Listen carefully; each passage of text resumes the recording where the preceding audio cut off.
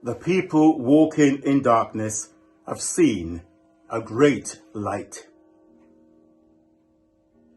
With the coronavirus pandemic, many are living in the darkest of nights. Family and friends struck down by coronavirus, with many lives lost to this awful virus. It might surprise us to remember that the birth of Christ did not take place in a golden age of peace. The birth of Christ occurred during a time of suffering for many, with Roman oppression of the Jews and King Herod's slaughter of the young baby boys in futile attempt to kill baby Jesus. The pinprick of light that shone over the babe in Bethlehem appeared in a world of darkness, pain, and sorrow.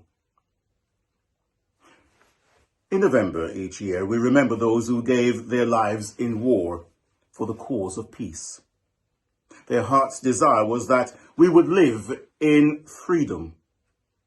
Down through the ages, nations and peoples have lived under tyrannical governments, despotic regimes squeezing the very lifeblood from the veins of the people. Down through the centuries, the cry has been for a deliverer, someone who would rescue a people and the country from economic disaster.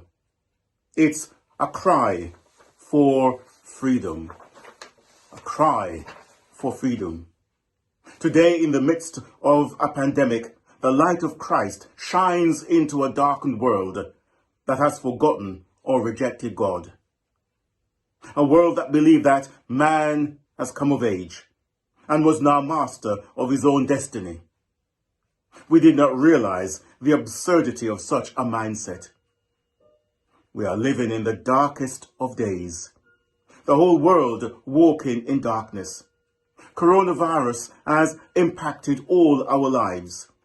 Many grieving the death of their dear loved ones. Many afraid to leave their own homes. Many worried, fearful, and anxious as to what they should do. The tears keep rising. Tier 1, 2, 3, and now Tier 4. Where will it end? The people walking in darkness have seen a great light. I remember a song that was sung years ago, and some of the words said this: "In my darkness, you gave me light, and in my dark despair, hope from above."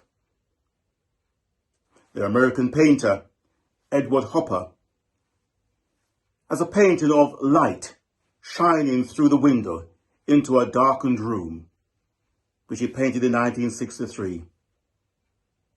The light of Christ has come into a darkened world.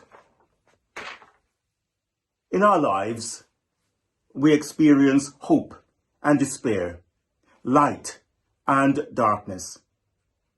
Oftentimes, it would seem that it is darkness that is real and light that is an illusion. That's how the Jewish nation living under Roman occupation felt. The darkness of despair seemed more real, more present than the light of hope. And indeed, it can be the same for us too. Hope evaporating and the darkness overwhelming, especially when we find ourselves in the grip of depression and fear. The smouldering wick of hope growing dim and eventually dying. Let us realize that the darkness is the veil that hides the light. The darkness is the veil that hides the light.